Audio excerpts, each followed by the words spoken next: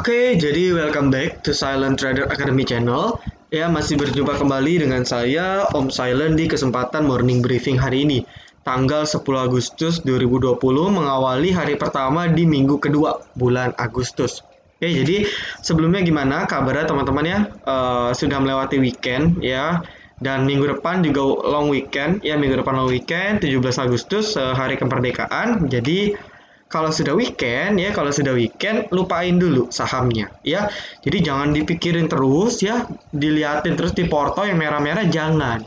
Yang ada tambah mumet, psikologi kacau. Mending kita refresh ya, kita ke tempat wisata, kita misalnya ke alam gitu kan ya, ke bagian suka alam, ke gunung, ke pantai dan sebagainya, relax, nikmati pemandangan yang ada di dunia ini. Jangan portofolio terus, mirai aset terus yang dilihat, saham terus yang dilihat ya, ataupun lihat terus grup pom-pom, jangan ya. Jadi Senin sampai Jumat boleh ya, Sabtu Minggu waktunya sudah kita gunakan untuk hal-hal lain, jangan berlebihan ya, nggak ada yang bagus. Jadi kalau yang berlebihan itu nggak ada yang bagus ya. Jadi kalau waktunya istirahat ya istirahat, jangan memaksakan diri. Oke, jadi sebelum kita mulai morning briefing pada hari ini, jangan lupa follow Instagram kami @silenttraderacademy. Ya, di situ nanti ada video-video ataupun postingan-postingan ya, yang tentunya dapat menambah wawasan Bapak Ibu dan tentunya gratis ya. Saya juga berharap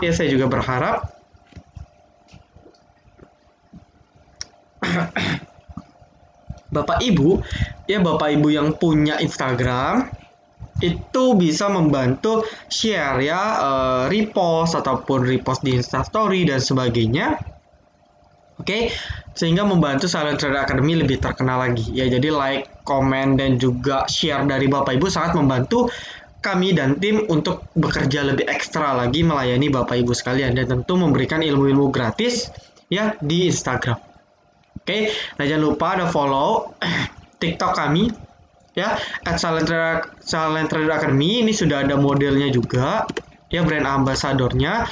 Ini saya juga sudah rekrut ya, baru rekrut seperti itu ya. Jadi ya bagi teman-teman yang punya TikTok itu bisa dibantu share ya.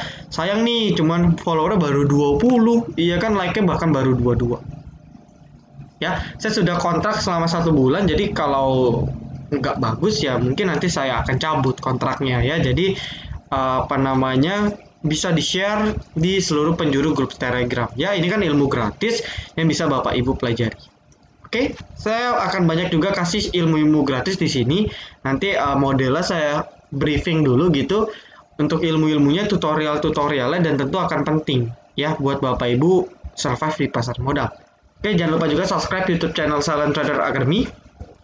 Ya, like, komen juga, serta bantu share juga agar lebih banyak orang teredukasi dan tentu psikologi terjaga dari pom-poman ya. Jadi di Silent Trader Academy nggak ada pom-pom, semua hanya pure pandangan dari saya, tapi pandangan dari saya berdasarkan data dan fakta yang ada. Jadi nggak sekedar omong, memang itu pandangan saya secara subjektif, tapi pandangan saya ada dasarnya. Jadi nggak asal ngomong saja ya gitu. Jadi nggak asal ngomong, oh ini besok naik 30%, enggak ya, ada dasarnya kuat ya. Tapi saya juga nggak pernah iming-iming 30% ya. Bagi saya 1% cukup ya, bagi saya 1% cukup, seperti itu. Oke, kita lanjut ya. Nah, bagaimana prediksi market pada perdagangan hari ini? Oke, jadi kalau kita lihat perdagangan market hari ini koreksi, dan memang sudah saya prediksi tepat bahwa market akan koreksi ya. Jadi market tepat koreksi ya, sesuai prediksi. Tapi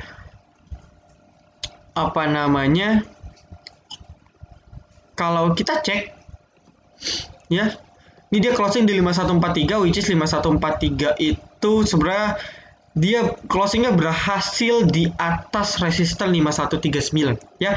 Ini resisten pertama yang tidak sulit ditembus gitu kan kalau 5139, tapi dia closingnya berhasil di atas 5139 ya. Meskipun sebenarnya idealnya dia harusnya closing di sekitar 5150 ya, itu baru ideal. Tapi saya lihat ya, koreksi ini wajar karena seperti yang saya sudah bilang ya, 1, 2, Nah, 3. Ya, nah kita harap tiganya nggak sampai bawah gitu kan. Ya, kita berharap tiganya nggak sampai bawah. Ya mungkin tiganya akan ke sini. Ya, jadi saat. Oke, jadi seperti ini. Kan prediksi saya di morning briefing kemarin tepat ya, koreksi. Ya, kita syukur-syukur koreksinya mentok di sini. Atau bahkan langsung naik. Ya, jadi koreksinya ini pendek, dia bentuk lower high, baru naik lagi. Atau setidaknya sideway lah. Ya, atau setidaknya sideway itu sudah bagus. Kayak gitu. Oke, jadi tapi kalau saya cek secara chart per menit, ya market itu dikerek di akhir sesi. Tandanya apa Om? Ya tandanya ini sebenarnya menjadi suatu yang bagus. Biasanya kalau market closingnya ditarik, besoknya opennya naik. Ya kalau kita cek secara historis, ya ketika closingnya ditarik naik, setidaknya opennya dulu. Ya opennya dulu kita dikasih nafas lah istilahnya. Ya jadi opennya kita dikasih nafas gitu kan. Ya opennya dikasih nafas, ini juga sudah turun cukup banyak. Ya jadi opennya dikasih nafas, ya atau mungkin sesi satunya kita dikasih naik rebound ya, nanti sesi 2-nya potensial koreksi masih ada, jadi potensi koreksi market besok masih ada ya. Dan saya sendiri pun menginginkan koreksi dulu, nggak harus tembus 5.000 ke bawah, tapi setidaknya koreksi dulu 2 hari 3 hari, baru nanti hari Selasa kita lanjut lagi kayak gitu. Itu baru enak daripada satu candle merah besoknya naik lagi, itu kurang sehat, mengingat keadaan ekonomi sekarang yang memang belum benar-benar pulih, itu menjadi rawan ya, seperti itu. Jadi kalau saya cek dari gambar ini sudah terlihat bahwa sudah ya dapat dikatakan mau false break lagi ya. Jadi market ini suka false break ya, dia breakout ya, besoknya diturunin, dia coba break lagi ya kan, diturunin lagi, dia sekarang coba break, diturunin lagi. Nah harapannya ketika dia gagal false break ya, besoknya naik lagi seperti ini, dia breakout ya, dia breakout, besoknya diturunin ya, besoknya lagi rebound. Nah ini yang kita harapkan, market akan rebound pada saat open ya, pada saat open semoga rebound ya, tapi pada saat closing saya menganggap potensi closingnya masih lebih tinggi dibandingkan potensi closingnya tutupnya positif ya. Saya masih prediksi bahwa pada saat penutupan nanti, penutupan market di hari Senin ini lebih cenderung koreksi, ya. Jadi kalau koreksi jangan kaget, itu masih merupakan hal yang wajar, itu hal yang sangat amat wajar ya. Jadi kalau kita gambar trend line pun ya, ini market membentuk suatu chart yang cukup besar ya. Jadi market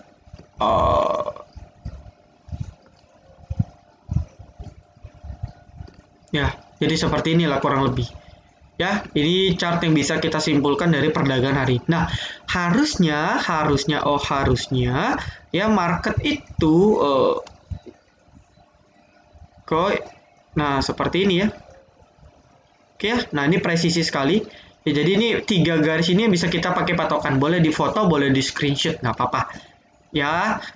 Tapi jangan lupa kalau mau di share ke grup Telegram sertain sumbernya. Nah 3 garis ini bisa yang bisa kita jadikan patokan. Mungkin market koreksi ya, closingnya koreksi ya, koreksinya masih di atas trendline ini, which is ini di 5088 ya, ataupun nggak kena di trendline ini ya, setidaknya dia masih berada di atas garis tengah ini ya Bapak Ibu. Yang ini harusnya Selasanya rebound dalam arti closingnya positif harusnya ya, atau setidaknya market hari ini bisa langsung naik, itu bisa saja ya. Tetapi saya pribadi predik mungkin sesi 1 saja, sesi 2 lebih cenderung pada taking profit lagi ya. Jadi kita bisa pakai patokan bahwa market akan buat pola seperti ini ya. Ini pola apa nih namanya ya, ya bisa pennant, bisa lebih ke ascending triangle ya. Jadi ini lebih ke ascending triangle ya, ininya horizontal, ini perlahan mulai diagonal ke atas, ascending triangle ya. Diharapkan ketika ascending triangle ini terbentuk, ketika dia berhasil breakout gitu kan, itu akan menjadi pertanda bagus untuk IHSG ya. Jadi masih lama ya, kalau ngikutin pattern ini lama sekali. 1 di sini ya kan, terus misalnya koreksi 2 ya, 3 gitu kan, 4, 5 naik 6, 7, 8, 9, 10, 11, 12, 13, 14. Wow, masih panjang sekali ya. Jadi masih panjang sekali. Nah, kalau kita hitung itu bisa memakan waktu mungkin sekitar 3 minggu ya, 3 minggu ataupun 4 minggu lebih. Berarti kalau kita ngomong 3 minggu 4 minggu itu 3 minggu 4 minggu ke atas berarti itu sudah mendekati bulan Oktober. Nah, bulan Oktober November ketika data-data kuartal 3 sudah mulai rilis ataupun hasilnya sudah mulai diketahui di awal, misalnya sudah ada prediksi bahwa kuartal 3 membaik ya gitu, GDP-nya positif, bahkan itu akan menjadi sentimen bagus untuk market breakout ya. Jadi saya rasa idealnya market tidak akan breakout secepat ini. Dia akan naik turun ya, tapi dalam rentang yang positif harusnya ya. Meskipun turun harusnya nggak ke sini lagi ya, nggak ke 4.000 lagi. 4.500 pun sebenarnya cukup sulit. Masih potensi, ini masih potensi, tapi kalau di sini udah hampir mustahil. Ya, yang paling mungkin tuh di 4.800 sampai 4.700, nextnya di 4.400 sampai 4.500, baru kalau turun lagi di 4.000-an. Tapi yang 4.000 agak sulit. Jadi jangan kaget kalau Senin ini koreksi dan kita bisa manfaatkan untuk mengambil saham-saham bagus ya, karena kita predik bahwa hari Senin, Selasanya market akan rebound. Seperti itu. Oke. Nah, maka dari itu ya saya nggak akan bahas banyak saham di sini. Ya, saya nggak akan banyak bahas saham ya, tetapi saya mau membalas request dari teman-teman. Ya, sebelum itu kita cek dulu komoditis perdagangan kemarin. Oke, komoditis perdagangan kemarin itu crude oil koreksi ya. Medco Elsa sudah saya himbau ya, Medco sudah berhasil profit. Natural gas masih naik, goldnya koreksi cukup parah ya, tapi masih wajar goldnya. As long as di 2000 harusnya masih aman ya. Terus juga palm oil nggak ada pergerakan. Kita cek batu bara, mana batu bara ya? Batu bara naik ya lumayan 2%. Semoga menjadi positif untuk Doit, Adro dan kawan-kawan. Ya, nah ini nikel udah mulai koreksi tajam. Ya, nikel sudah mulai koreksi tajam. Tandanya bahwa Antam ya, saham-saham seperti Antam, Inco yang sudah naik yang gila. Nah, ini kan sudah bentuk doji, sudah bentuk shooting star ya. Jadi sudahlah waktunya kamu turun Antam ya. Turunnya kemana ya, nanti VVIP saya infoin untuk kita manfaatin beli Antam ya. Nanti saya akan infoin harganya. Ya, jadi ingetin member VVIP, ingetin saya Om, area trade plan Antam di berapa untuk belinya. Nanti saya kasih di VVIP. Oke, seperti itu. Nah, itu aja ya. Jadi saya akan mau bahas lebih ke arah request. Jadi Bapak Ibu ya, member VVIP ini ada yang request untuk dibahas mengenai saham DAX ya, mengenai saham DAX terkait fundamentalnya ya. Saya nggak bahas bandarmologinya, oke. Tapi kalau kita cek ya, saya tadi ada cek bandarmologinya itu sebenarnya masih pada nyangkut di sekitar 1000-an, di atas 1200 sampai 1500 ya. Ini pas ditambah COVID makin hancur. Oke, setelah saya cek secara singkat ya, jadi Jaya Bersama Indo ini ternyata yang punya DAX. Betul ya. Jadi saya mau infoin dulu, yang saya jabarkan di sini hanya berdasarkan kuantitatif, berdasarkan laporan keuangan ya, perihal dia pemegang sahamnya siapa, induknya siapa, anak perusahaannya siapa, ataupun bisnisnya secara detail gimana, saya belum searching secara komprehensif ya. Jadi kualitatifnya saya belum cek ya, tapi dari kuantitatif yang saya akan bahas di video kali ini ya. Kali ini saya akan lebih bahas ke kuantitatif. Oke, pertama kita cek dari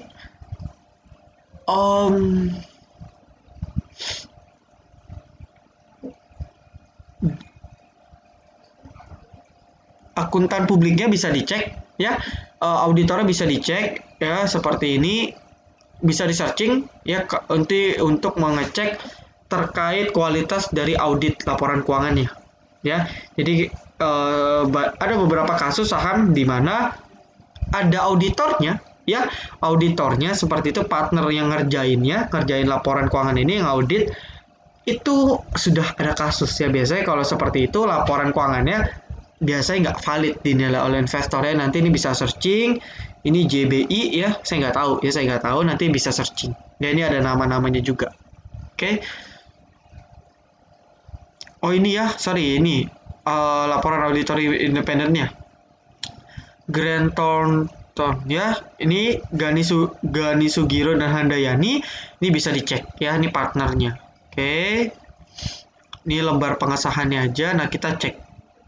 Ya, ini yang punya ducking setahu saya ya. Ducking ini makanya namanya duck, bebek. Oke, saya ambil based on 2019 saja karena kalau 2020 jelas hancur ya, restoran hancur karena COVID. Jadi jangan heran, kita cek dari 2019-nya aja. Oke. Gede sekali ya, 1 triliun aset lancarnya. Ya. Hutangnya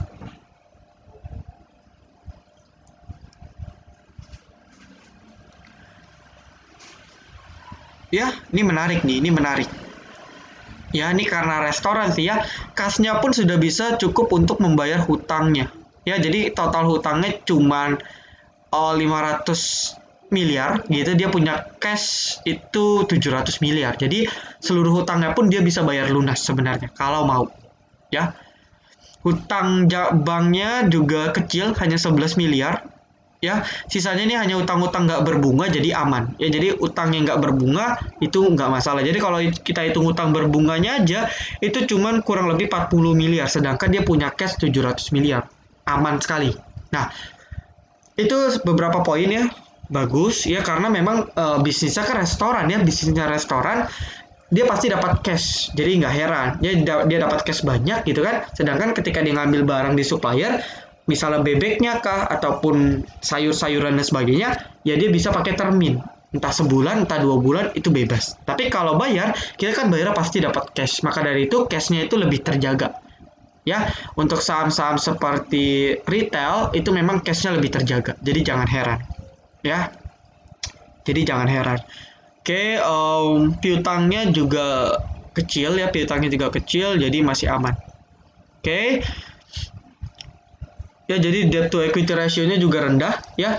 Debt to equity ratio-nya itu sekitar 0,3 ya. Jadi tinggal 500 dibagi 1400 itu kan dapat kurang lebih 0,3 ya. Di bawah 1 itu sudah bagus. Oke, di bawah 1 itu sudah bagus ya, apalagi di bawah 0,5. Tapi mengingat bisnis modelnya karena memang restoran itu ya wajar ya. Jadi jangan heran, itu wajar.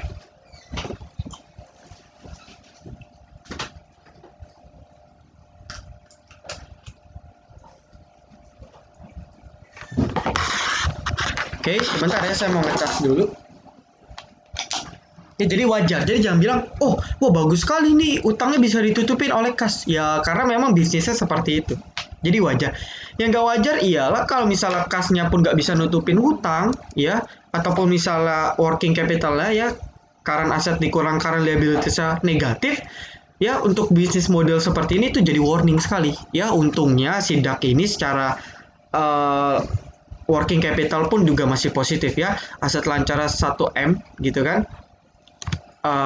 liabilitas lancarnya cuma 500-nya, setengahnya, jadi masih positif, itu masih bagus ya, working capitalnya terjaga. Oke, ekuitasnya pun bertumbuh ya, hutangnya pun ini dia mengalami kenaikan hutang signifikan ya, jadi dari 2018 ke 2019 dia mengalami kenaikan hutang.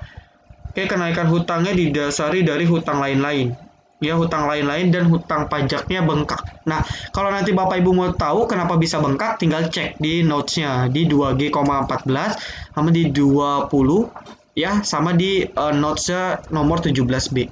Itu bisa kalau kita mau tahu detailnya ya. Tapi karena nggak ada waktu, saya nggak akan bahas. Oke. Kenaikan hutangnya cukup signifikan, tapi karena itu bukan hutang berbunga, itu masih aman ya, itu masih aman. Oke, pendapatan bersihnya naik ya, pendapatan bersih naik banyak gitu kan, naik 100M ya, naik 100 miliar, tapi beban pokoknya cuma naik 4 miliar, tandanya perusahaan sangat efektif ya. Terbalik kalau misalnya pendapatan naik 100 miliar gitu kan, tapi bebannya naik 200 miliar, itu tandanya perusahaannya kacau manajemennya. Tapi kalau kita lihat 4:100 ya, 1:25 itu tandanya kegiatan operasional cukup efektif dan efisien. Yaitu beberapa poin highlight yang bisa kita tanggap. Oke, tapi di satu sisi beban operasional justru meningkat ya. Beban operasional justru meningkat 70 miliar. Ya, itu wajar mengingat karena pendapatannya naik 100 miliar. Jadi masih wajar. Oke, pendapatan lain-lain naik. Beban pajaknya ikut naik, wajar ya. Beban pajaknya naik karena memang ya ini tinggal 220 kali 25% ya pajak penghasilan badan.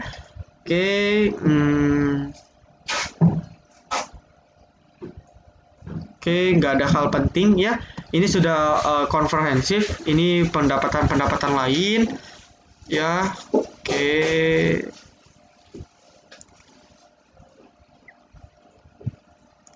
Oke, aman ya. Oke, nggak ada poin-poin penting. Ada ya, kita harus cek overall, tapi karena cepat kita akan bahas screening singkat. Oke, ini penting, cash flow. Penerimaan dari pelanggan. Nah, ini yang menjadi concern sebenarnya ya. Jadi kalau kita cek, coba saya cek piutangnya tadi. Oh, piutangnya bengkak ya. Jadi piutangnya dari yang awalnya 90 miliar jadi naik 2 kali lipat nih. Ya. Oke, penerimaannya turun jauh ya. Jadi kalau kita cek pendapatan naik tapi penerimaannya turun dari customer. Ya, itu menjadi concern juga sebenarnya. Oke, jadi kalau kita lihat net profitnya itu 140 miliar ya, 150 miliar. Oke, tetapi dia masih dapat cash-nya itu ya laba bersih, arus kas bersih dari aktivitas operasi itu 300 miliar. Jadi masih bagus lah. Ya, jadi selagi CFO-nya ya, cash from operation-nya itu lebih tinggi dibandingkan net profit, itu bagus ya. Tapi ini receive from customer-nya yang turun jauh. Ya, ini yang turun jauh. Ini bisa menjadi warning juga. Ya, ini bisa menjadi warning sehingga menyebabkan kas dari operasinya turun signifikan sekali. Ya, penerimaan bunga deposito naik, pembayaran kepada pemasok meningkat. Bagus ya, pembayaran kepada pemasok meningkat, artinya dia bayar hutang. Oke, ini aman ya. Turun jauh dari 1 miliar ke 200 dari 1 T ke 200 M. Oke, investingnya negatif, tandanya dia memang melakukan akuisisi gitu kan, dia memang melakukan ekspansi seperti itu, misalnya buka gerai, buka sebagainya kan butuh dana ya. Dana itu nanti dimasukkan di laporan arus kas aktivitas investasi ya, dan untungnya dia negatif, berarti dia memang melakukan ekspansi. Tetapi kalau kita cek dari 2018 ke 2019 ternyata ekspansi perusahaan itu menurun ya. Dari awalnya dia dia menurunnya karena penerimaan bunga deposito. Oh, jadi dia cuma karena investasi ya. Dia nanam deposito ya. Nah, depositonya ini muncul di sini ya, penempatan deposito. Depositonya itu masuk ke aset lancar yang di sini ya, 220 ya. Nanti ini akan baru direalisasikan, itu bisa di tahun-tahun berikutnya. Jadi nanti di laporan tahunan 2020 atau 2021 itu baru tercatat ya hasil bunganya. Jadi nanti bunganya masuk ke pendapatan di laporan keuangan income statement. Oke, jadi kalau kita hilangkan ini, setidaknya perolehan aset tetapnya justru bertumbuh, ya, masih bagus. Nah, untuk mau lihat detailnya, kita tinggal cek nanti di notes nomor 5 dan notes nomor 6.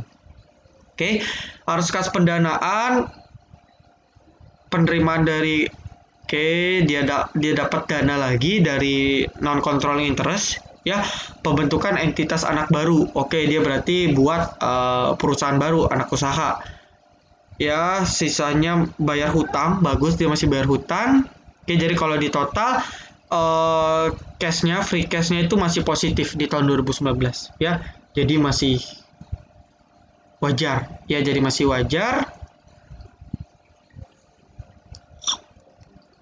Increase cash, saldo awal di sini. Ya, jadi kalau kita cek ya,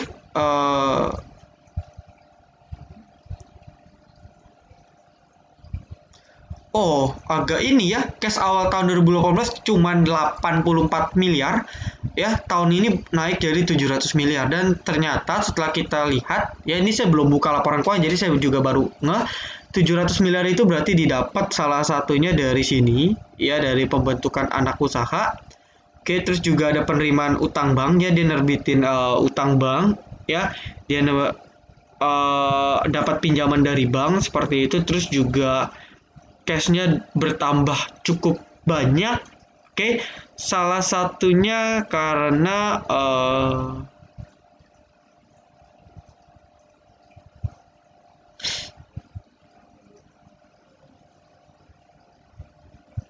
ya, jadi cashnya banyak ini salah satunya karena di tahun 2018, oke, dia itu pendapatan dari customer tinggi sekali ya, jadi ngejomplang 2 kali lipatnya ya, dia turun sebesar 50%, nah setengahnya hilang penerimaan dari pelanggan. Nah ini kita bisa cek ada apa penyebabnya, itu bisa kita cek di notes-nya ya.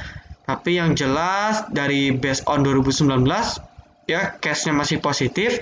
Oke, dia masih melakukan ekspansi ya, arus kasa juga terjaga, rasio-rasio keuangannya tadi saya cek secara sekilas juga bagus ya. Terus net profit marginnya, kalau kita pakai net profit margin 150M dibagi 700M itu berarti kurang lebih sekitar 20%-an ya.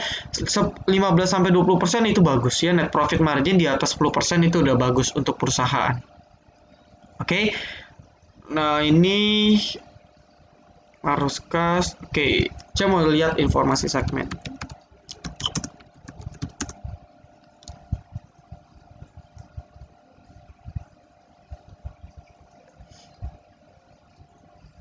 Oh, ini dia per ini ya, per domisili segmen.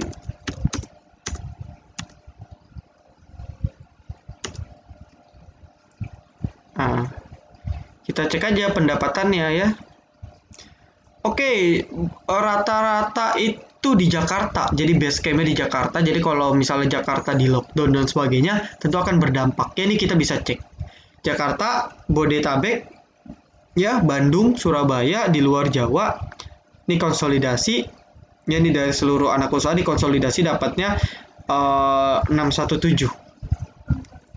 Ya, jadi memang Jakarta menjadi bisnis utamanya. Jadi ketika ada terjadi sesuatu lockdown di Jakarta, ya pendapatannya akan langsung hilang. Jadi kalau cuma lockdown di Surabaya, di Bandung, Bodetabek itu nggak akan ngaruh untuk pendapatannya sidak, karena memang mayoritas hampir sekitar 80% itu di Jakarta. Jadi Jakarta itu sangat dampaknya besar sekali. Nah, nanti kalau kita cek 2020, ya apalagi kuartal 2 itu akan jatuh sangat amat jauh. Kayak gitu. Ya, coba kita cek deh annual reportnya, penasaran juga saya. Oke, kita cek sekilas ya. Oke, oh JB itu namanya ya, bersama Indo, betul ya, restoran. Oke, saya sih nggak pernah makan di sini ya, saya nggak pernah makan bebek, jadi saya nggak tahu nih gimana ya. Mungkin teman-teman yang tahu bisa share informasi, laporan direksi, profil, tata kelola ya. Ini kalau mau cek, oke, kita cek saja ya. Ini panjang sih ya laporan keuangannya, kita cek profil perusahaan aja. Oke. Jadi kalau kita cek secara bisnis, ya sebenarnya bisnisnya bagus kalau market sudah normal ya, sudah new normal, bagus. Ya, jadi saya nggak tahu nih restoran terkenal banget atau enggak gitu kan. Ya, tapi kalau memang restoran terkenal dan punya nama yang high class gitu, harusnya sih oke, ya. Berbanding terbalik dengan harga saham yang terus turun dari waktu ke waktu. Ya, ini agak aneh sih. Jadi kalau saya cek bandara pun dia masih ada di sekitar 1.200-an. Ya, tapi kalau kita cek dari sekilas financial rasionya, sebenarnya masih prospek sekali. Cuman mungkin salah satu concernnya ialah fokus dia sejauh ini masih di Jakarta, ya, atau di Pulau Jawa. Jadi untuk di luar Pulau Jawa masih belum. Nah, mungkin nextnya kalau dia bisa ekspansi sidak ini di luar Jawa, ya di Sumatera, Kalimantan dan sebagainya, ya bisa meningkatkan porsinya di Bandung, di Surabaya, di kota-kota besar di Indonesia, dan tidak bergantung di Jakarta, itu akan lebih bagus lagi. Ya, karena apa? Karena kalau seperti sekarang ini Jakarta di lockdown di kuartal 1, kuartal 2 gitu kan, hancur karena 80% pendapatan itu ada di Jakarta. Gitu. Jadi, kalau yang Bogor, Tangerang, Depok, Bandung, Surabaya di lockdown, Jakartanya enggak, pendapatan dia akan terus stabil karena memang 80% itu di Jakarta. Nah, jadi buat yang mau investasi di saham DAX kita harus cari tahu dulu ya. Cari tahu dulu nih si DAX King ini memang saya nggak tahu ya restorannya terkenal atau enggak gitu kan, high class atau enggak, terus menu makanannya mahal atau enggak saya juga nggak tahu ya, saya nggak pernah makan bebek gitu. Kalau Bapak Ibu tahu ya Bapak Ibu bisa analisa sendiri ya, tapi yang jelas dari sini kita bisa cek sebenarnya prospek kedepannya masih bagus, dia masih bisa ekspansi di luar Jawa dan sebagainya, itu masih bagus sekali ya, dia masih bisa ekspansi di luar Jawa, itu masih bagus untuk long term sebenarnya ya. Jadi kalau kita lihat dari struktur finansialnya pun, struktur keuangannya juga oke, hutangnya cukup rendah, hutang berbunganya apalagi ya kan, pendapatan stabil, marginnya juga cukup oke, 10-20%, terus juga ya rasio-rasio lain ya, itu juga saya lihat sekilas, saya hitung tadi cukup positif mengingat bisnisnya restoran, jadi harusnya oke. Nah, saya rasa untuk harga ke 200 saya belum hitung valuasinya sih ya, tapi saya rasa harga 200 ini cukup terlalu murah untuk harga saham seperti DAX. Harusnya terlalu murah ya. Bahkan di IPO pun berani dihargai 700. Ya, jadi kalau kita ngomong mentok-mentok, kenapa dia berani di 700? Karena dia menganggap emiten tersebut bisa dihargai setidaknya di 700. Ya, seperti itu. Jadi kalau kita cek, sebenarnya DAX ini sudah cukup murah. Ya, DAX ini sebenarnya sudah cukup murah. Secara ini, saya belum cek sih valuasinya, nanti saya infoin deh. Ya, Bandara pun juga rata-rata nyangkut di sini 1.200-1.500. Ya. Entah nyangkut atau memang itu shareholdernya, pemegang sahamnya, ataupun direktur ataupun komisarisnya, saya nggak tahu. Tapi yang jelas banyak yang nyangkut di 1.200-1.500 ya. Tapi sekarang memang bisnis ini belum menarik. Mungkin nanti kuartal 3 gitu kan, ketika laporan keuangan sudah membaik, DAX baru mulai recovery gitu. Jadi kalau kita mau cicil sebenarnya sudah bisa dari sekarang ya. Harusnya ini nggak direpo, saya cek sini penurunan, saya juga nggak ngerti kenapa harga sahamnya turun terus ya, tapi saya rasa kita boleh bisa mengambil beli ya, kita bisa sudah mulai mengambil titik belinya karena dia sudah membentuk lower low-nya di 298 ya, dan dari kemarin sudah membentuk higher high DAX di 298 sampai ya inilah bentuk higher high ya. Harusnya dia sudah mulai sideways seperti ini, tandanya sudah cukup turunnya ya, dan waktunya DAX ini kembali terbang jadi angsa gitu ya, jadi bukan bebek lagi, jadi angsa. Oke, ini turunnya pun juga sudah nggak logis sekali, jadi harusnya akan ada potensi technical rebound dari saham DAX.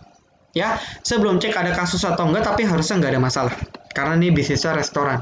Ya, jadi mungkin itu dulu saja yang bisa saya bahas, nanti info detail akan saya infokan di VVIP. Ingetin saya, Om DAX sudah menarik belum untuk dibeli? Ya, jangan lupa ingetin saya. Ya, karena saya suka lupa, jadi tolong diingetin. Oke, sekian dulu ya teman-teman ya. Jadi thank you banget buat teman-teman yang sudah nonton video ini dari sampai akhir. Jangan lupa like, comment, dan juga subscribe. Jangan lupa nyalakan notifikasinya agar ketika saya dan tim upload video terbaru, teman-teman bisa langsung update. Oke, see you in the next video. Silent Trader Academy, be silent, be cuan.